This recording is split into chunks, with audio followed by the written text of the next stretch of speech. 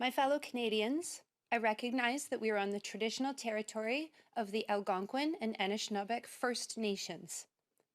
I extend my sincere condolences to the royal family, and I continue to respect that Canada is a constitutional monarchy. Long live the King. The left-right political spectrum governs our politics in Canada. Conservatism is seen as the enemy of socialism, and vice versa. But since the 1960s at least, we have lived in a social democracy, with our tax dollars supporting things like a world-class healthcare system, roads, well-paid police, fire and emergency services, quality public education. The greatest threat to Canada and our values is the rise of the far right, conservatism. The alt-right wants less government control of our lives because they frame it as fiscal responsibility. However, that is not the real case. Pierre Poilievre has reduced Canadian politics to nothing more than personal attacks, brushing off the real hardline issues with simple buzzwords. We have all seen the ads and speeches from Pierre Poilievre attacking Chrystia Freeland and our Prime Minister and the Liberals as the source of inflation.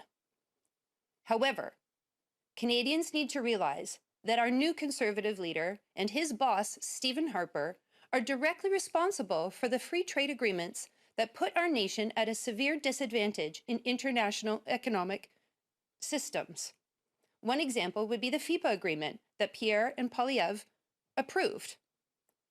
It includes things like the right for China to claim damages over Canadian laws. The agreements make Chinese lawsuits classified. There are restrictions on our ability to control our own resources. The treaty clearly impacts provincial powers on natural resources, taxation, land and property rights, including Indigenous rights. The exit takes 1 year advance notice, and even once that treaty could be cancelled, any existing Chinese operations in Canada are guaranteed another 15 years of the treaty's benefits. This Harper and Poilievre, the FIPA, bounded our two countries together for 31 years. How can this be good for Canadians? We can't stand up for social rights or protection of our environment. With a Green government, we would advocate for fair trade, not free trade.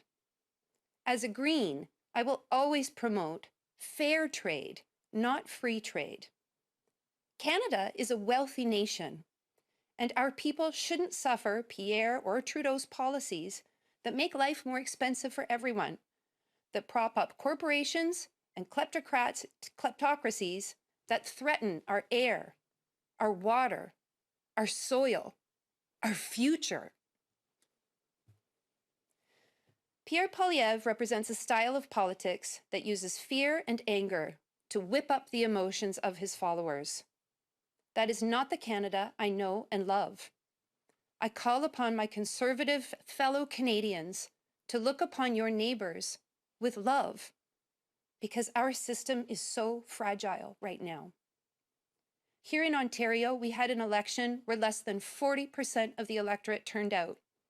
The Doug Ford government has 100% of the power with 17% of the popular vote. That is not democracy. Our forefathers and foremothers sacrificed so much in 2 world wars to ensure that we would live in a life that is free and stable. And yet the very fabric of our democracy is fraying. This nation requires proportional representation. Any form of proportional representation would be better than what we have right now. Every vote should count. Canadians should be able to vote with their hearts, not strategically to avoid the worst case scenario. I know this. You know this. Conservatives, Liberals, and NDP know this. The Conservatives just used proportional representation this weekend to elect their new leader. We must not enter governmental decision-making processes from a place of fear and hatred. Uncertain times bring forth our true spirit, and Canadians are peace-loving, caring, and intelligent. That's the Canada that the Green Party of Canada represents.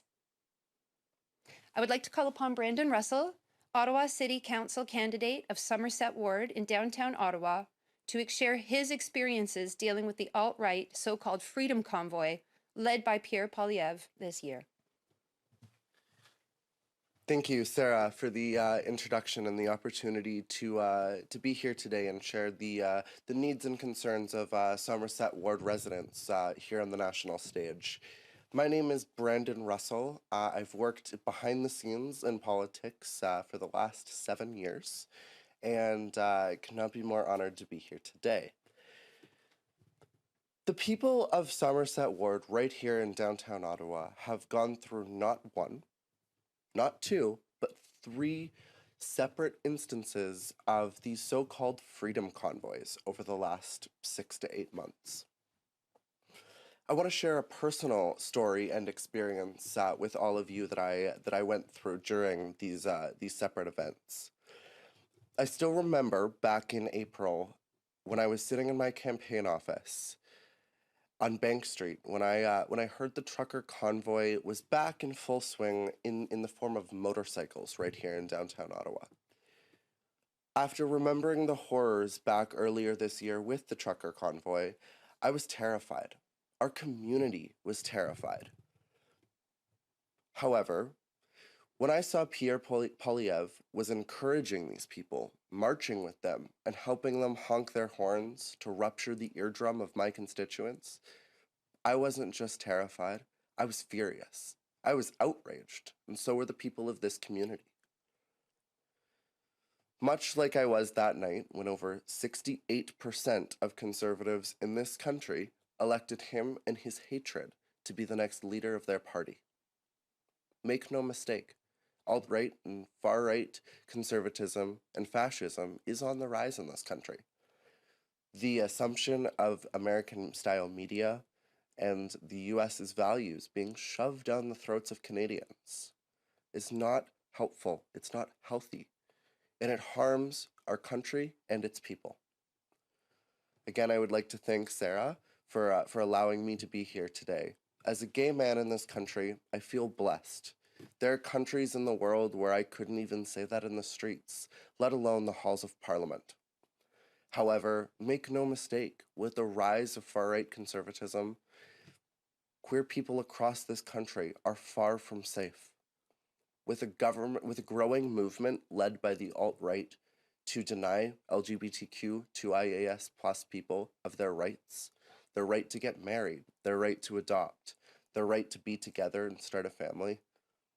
It's concerning to me, not only as a gay man, but as a Canadian. Pierre doesn't represent my values, and I hope that he doesn't represent everyone's either. Thank you.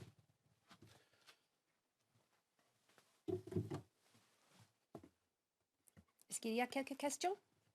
All right, we'll take the questions in the room first. Is there any questions in the room?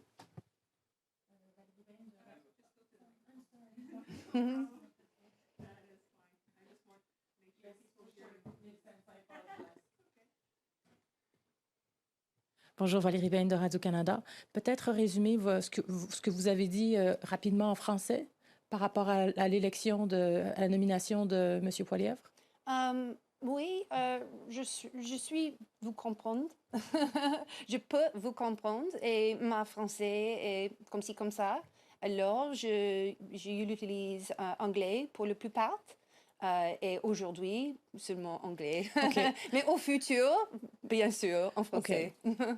So I guess one topic that I do not want to avoid is your president resigned over the weekend. Can you make a statement regarding that? At this time, I'm going to say that when a private matter becomes public, it is still a private matter, and I have the deepest respect and care for Lorraine Rekmans as a very strong president, Okay, there's a race going on right now. We know the challenges the Green Party had to go through over the last year.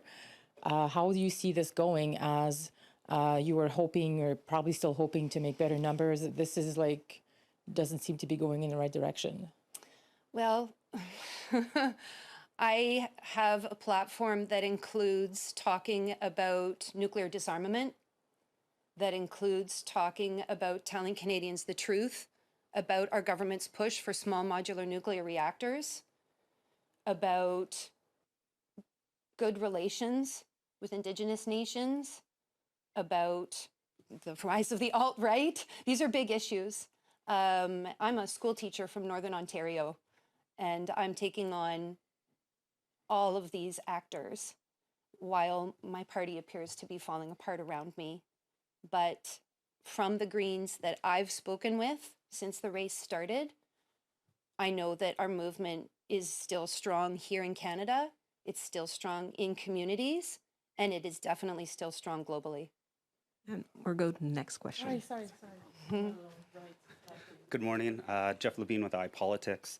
Last night, Crystal Brooks posted online that she felt manipulated in voting with party wishes over concerns that MPs may leave the party and run independently. She also posted an email exchange where a party member called for John Wilson to be removed. What's just your response to all this? Again, it is a private internal party matter that has become very public, and my team is still working out exactly what's going on. And so at this time, I'm going to try to respect my party as keeping this internal for now. But how do you restore faith in the party?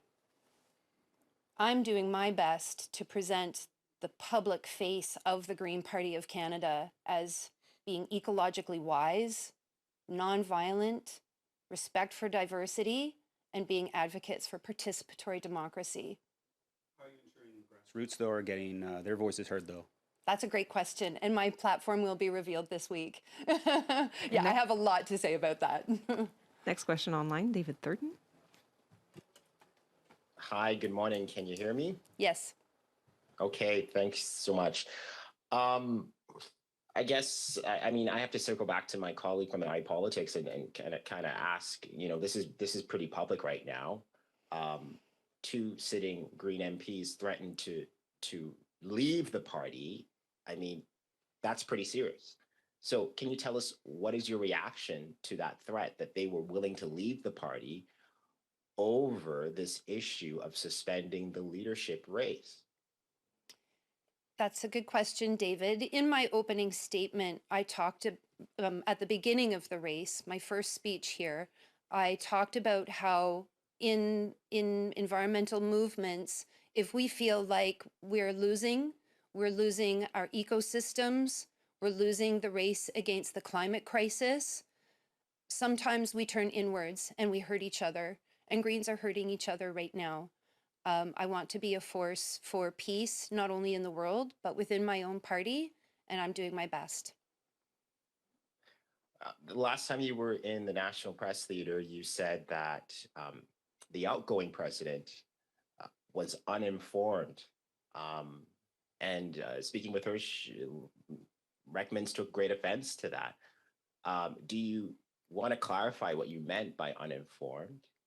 And also, how do you respond to what Rekmans is saying that candidates like yourself are politicizing what happened to interim leader Amita Kutner? It is a private matter that's going on inside our party, and it has become very public. And I'm doing my best to mend fences on the inside. Lorraine Rekmans is a strong president. She marked our party with a pathway that was ethical and that was based in her Anishinaabe roots. And I am sorry that my speech was taken the wrong way. Do we have more time for questions and one more round of questions in the room? Yes? Yep. Hi, just one more following up. Could you just give us an example of how you're mending fences, the work that you're doing within the party? Well, that would be making it public again. We are a small family. The Green Party is a small family, and we do care for each other. And I have faith that we are going to continue to grow and provide a professional alternative for Canadians. And there's no more questions. This concludes the press conference. Ceci met fin à la conférence de presse. Merci.